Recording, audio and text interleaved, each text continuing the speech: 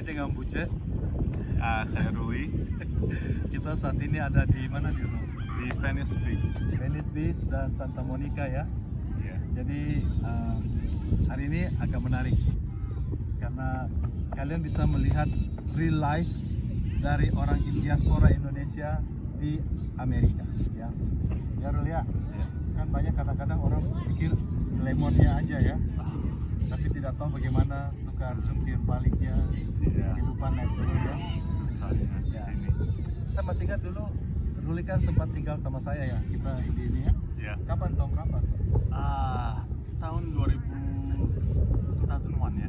2001. 2001. 2001. Aduh, 20 tahun yang lalu ya. Iya. Sekarang dia udah punya kumis, sudah ini, sudah dewasa. Dulu masih itu culun. Nah, Iya. setelah meninggalkan rumah saya, kamu kan berjuang, tinggal apa semua, naik and turun. Ceritain gimana hidup kamu? So dari Los Angeles udah selesai, udah pergi ya, udah tinggal gitu. Saya dapat kerjaan di Denver. Di Denver? Ya, Colorado.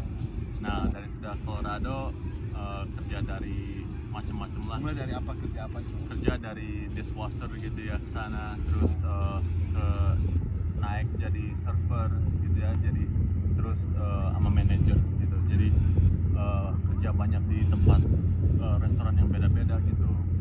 Karena dulu nggak punya surat-surat ya. Kalau orang Indonesia yang nggak punya surat-surat imigrasi di Amerika tuh hidup susah. Susah sekali ya. Susah sekali. Seperti saya dulu, saya mesti kerja di nggak bayar tax gitu ya. So saya kerja sama orang, biasanya orang Cina gitu ya. Mereka bayar cash, semuanya cash. Dari Iya. meja ya. Dan tempat tinggal juga kita mesti tinggal sama semua Oh, mereka sejajar employee rumahnya. gitu ya. Free rent ya, tapi kita kerja kayak itu kayak 12 jam setiap hari, 6 hari gitu ya. Oh, kerja keras gitu. Dibayar berapa itu? Sam? Dibayar kira-kira kita sebulan gitu ya, bisa bikin 2.000, 3.000. Lumayan lah. Ya lumayan. Tapi nggak punya hidup, nggak bisa menikmati hidup gitu. Cuma karena kerja setiap hari 10 jam setiap hari, 6 hari gitu ya seminggu. Dan cuma karena satu hari itu libur, biar bisa juga kalau kerjaan kita di kota yang kecil gitu lah, jadi nggak ada there's nothing to do, there's nothing much to do. It's tough. Untuk hidup di Amerika, kalau nggak punya surat-surat gitu ya, kalau nggak punya status yang legal gitu ya, itu hidup itu susah. Kalau kalian di Indonesia pikir di Amerika itu enak-enak gitu ya, ada yang enak-enak juga, cuma mesti berkorban untuk waktu kita, untuk kebebasan kita mesti kerja. Hidupnya beda gitu ya kan dari sama Indonesia, itu lifestyle-nya itu di Indonesia lebih relax gitu ya, sedikit lebih relax, orang-orang juga banyak relax gitu loh, lebih relax. Di sini semua orang itu you have to take care yourself gitu ya. Jadi karena banyak selfish gitu in a way ya. Dan kamu sempat juga akhirnya terjatuh paling bawah, gimana? Iya, karena ya nggak berusaha buat alasan nih ya, tapi karena hidup saya dulu susah juga gitu ya, dan susah untuk dapat kerjaan yang saya pengen gitu kan, yang bagus itu susah karena saya nggak punya diploma apa high school. Tapi akhirnya saya dapat GED ya. Cuma sebelum itu saya GED itu apa? GED apa?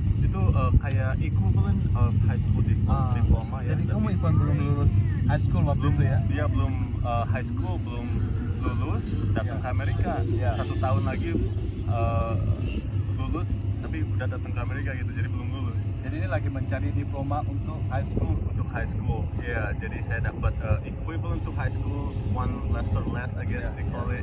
It's a general education diploma. It's GED.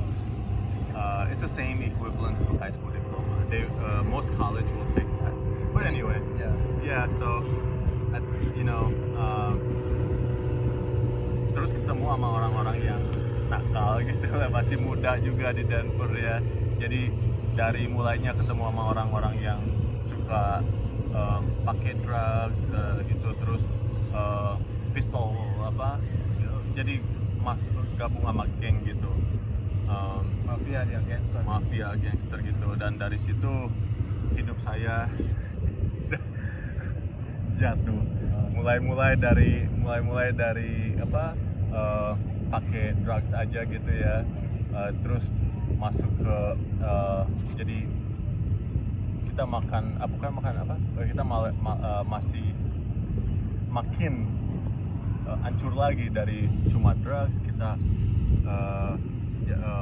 punya pistol, terus kita printing gitu ya, uang palsu, semua lah kita lakukan, hampir semua kita lakukan gitu ya. Tapi role saya waktu di geng itu orang Indonesia juga semua, banyak orang Indonesia di Denver itu di geng itu, karena small group ya.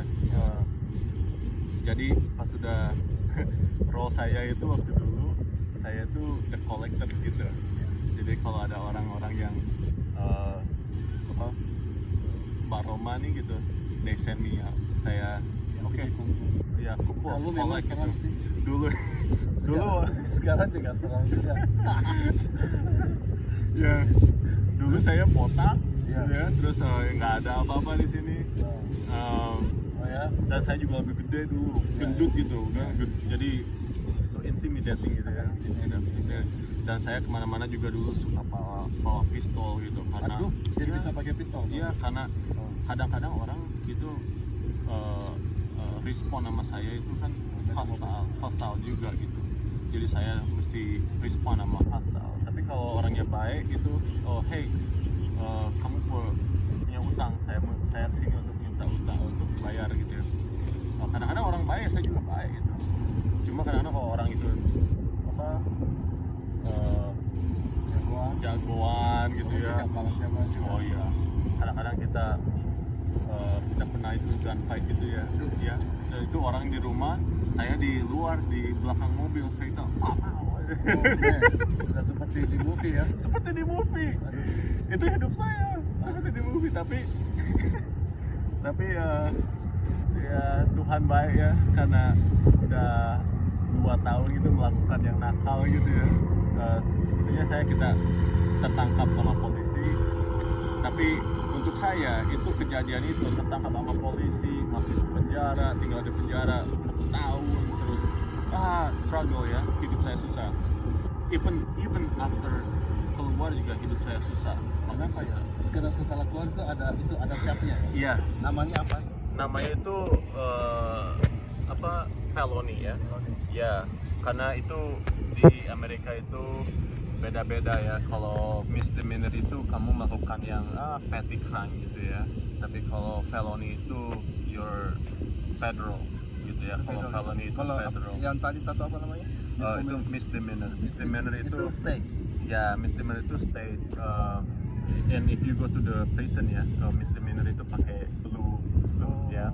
The felony itu orange suit gitu. Kalau orange itu sudah felony Orange itu.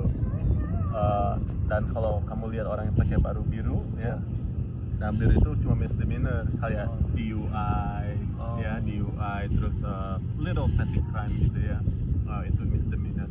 Tapi kalau as soon as you get felony, gun or anything, then you will be stamped forever. So make sure do not do crime. Do not. Jadi gimana tuh? Setelah kamu keluar tuh kamu harus melapor setiap Ya. minggu atau gimana? Saya di penjara setahun ya, karena itu saya pertama kali. Jadi si hakimnya itu bilang sama saya, karena ini kamu pertama kali, saya kasih kamu setahun di penjara dan 3 tahun di probasi. Oh iya. Jadi probasi itu apa? Probasi itu jadi kayak konsul, bukan konsulat ya, kayak Di counseling, kamu harus counselor. yes. Tapi also itu counseling itu kalau dia bilang, oh kamu nggak lulus ya, kamu pakai drugs lagi atau kamu nakal lagi, oh saya report ke polisi, Masuk lagi penjara. masuk lagi penjara. Jadi 3 tahun udah keluar tuh saya mesti report ya, Setiap minggu. sekali seminggu, sekali sebulan, so 3 tahun saya sekali sebulan nengok sama probasi ya. Terus saya ada 100 jam community hour, saya mesti working for free. So Jadi kamu lakukan apa aja biasanya? kerja itu di toko bekas, di baju bekas gitu. Seperti Salvation Army. Ya, Goodwill. Goodwill. Oh itu semua tuh orang-orang dari profession semua ya? Ya, banyak orang yang dari profession karena mereka mau cheap labor ya. Dan nanti kalau saya kerja hari ini 2 jam, jadi si manajernya bilang 2 jam, jadi tambah gitu. Digaji enggak berapa jam? Nggak digaji, Dari gaji. kerja Dan bebas. kamu harus kerja selama 100 jam. 100 jam untuk yang saya gitu 100 jam. Kadang orang yang 300 jam beda-beda. Tapi untuk saya sih 100 jam gitu. Nah, sedikit di penjara, saya tuh nggak bayangkan, kita kan orang Indonesia jarang-jarang juga perasaannya. Saya beda. Ya. Nah, jarang-jarang saja kita tuh no idea. Itu di penjaranya bagaimana sih kamu? Kan serem. So, itu benar ya, sense serem-serem gitu. ya, Kamu ya. dipukulin apa gitu tidak juga. Ada geng-gengnya di dalam. Ada, tapi nggak banyak orang yang mau berkelahi sama saya gitu waktu Kenapa? saya di penjara. Nggak tahu, mungkin karena dulu saya Serem banget bukan? iya, karena saya mesti Sangar ya? karena saya tahu saya di penjara ya. Saya mau jadi kalau saya takut saya bahkan di itu ya apa di Lecehkan. bully gitu ya. Boleh ya. Tapi makanya saya nggak mau dibully lah, makanya saya 200 push up itu 500 push up sehari itu di penjara. 500 push up. Saya push up terus sit up gitu, mau olahraga, jadi semua orang ngelihat saya gitu ya. Serem. Ya kata oke lah, saya nggak mau berkelahi gitu ya. Jadi saya mesti it's a survival mode gitu ya. Saya waktu di penjara tuh saya paling humble gitu ya. You're alone, merasa sendirian, nggak punya siapa yang di corner gitu, nggak punya siapa Kamu yang udah kabarin saya juga ya waktu itu ya? enggak, karena saya malu lah masa saya mau kabarin karena Buce ini buat saya ini seperti kakak yang besar gitu dari dulu. Big brother. He's my big brother, you know. And so Aku udah tahu loh. No idea. ya Buce, saya saya nggak mau telepon Buce gitu. Buce, saya di penjara karena saya melakukan ini. Saya nggak mau. Ya gitu makanya. Ya. Tapi sekarang sih saya nggak peduli, saya share gitu semua karena Moga-moga orang bisa belajar dari ya itu ya. ya Itu adalah mudah-mudahan. part of life gitu lah. Ya Kita semua we have something lowest point in our life ya. Tapi yang penting itu kan bagaimana kita bangkit kembali lagi bangkit kan? kembali dan belajar dari kesalahan. itu. Nah, jadi waktu itu kau sempat 3 tahun probation, susah ya Rudi ya?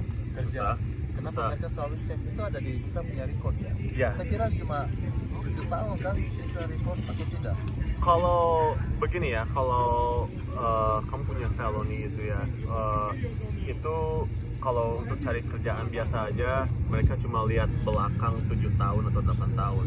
Tapi kalau untuk mencoba ke konsulat atau ke Amerika untuk dapat citizenship gitu, warga negara, itu nggak bisa. Jadi kalau kamu punya felony sebagai orang Indonesia di Amerika, itu kamu punya, kalau sekarang itu udah nggak bisa apply untuk green card juga nggak bisa. Kalau sekarang kalau kamu punya felony sekarang ya, untuk apply untuk green card aja nggak akan diterima. Kamu dikirimin pulang sekarang kalau punya felony. Untuk kamu sekarang udah punya green card kan? Udah punya green card Cuma tidak sekarang. bisa jadi citizen. Nggak bisa Karena jadi felony citizen. Ya, selama-lamanya. selama-lamanya. Aduh. Jadi karena felony itu ya, saya berusaha untuk aplikasi ke INS gitu ya. Terus mereka lawyer saya bilang sama saya, kamu nggak bisa, karena mereka kalau kamu berusaha untuk aplikasi ya, mereka juga kirimin kamu ke Indonesia dari dapat yang citizen malah kamu bakal kirimin katanya. Tapi green card aja boleh.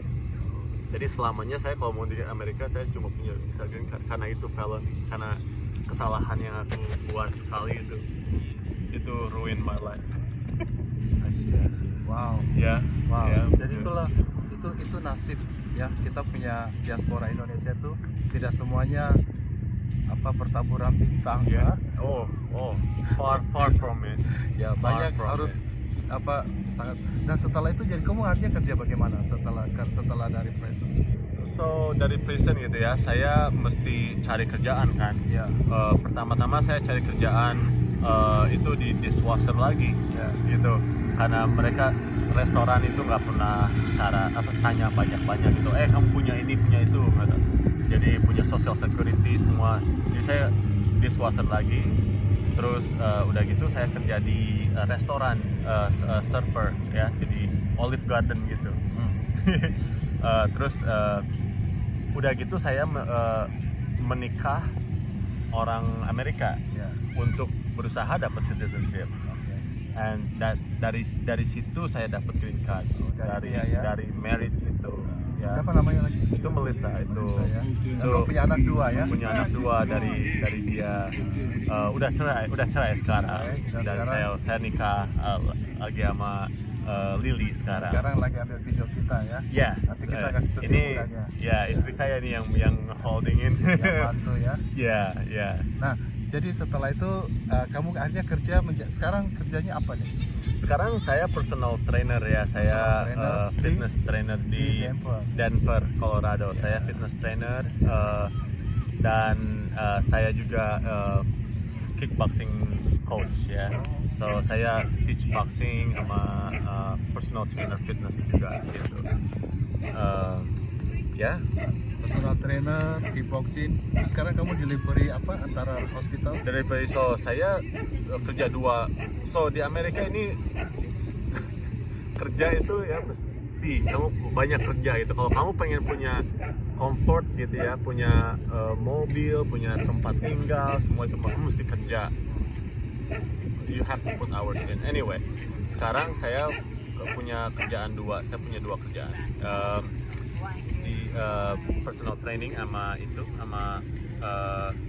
kurir gitu ya. Jadi kalau Sabtu sama Minggu saya kerja 12 jam untuk kurir. Saya transport blood dari hospital to the lab gitu ya. Terus dari pick up blood sample COVID, vaccines and everything hospital related saya transport gitu on the weekend gitu. And saya berencana untuk cari kerjaan yang ketiga sekarang.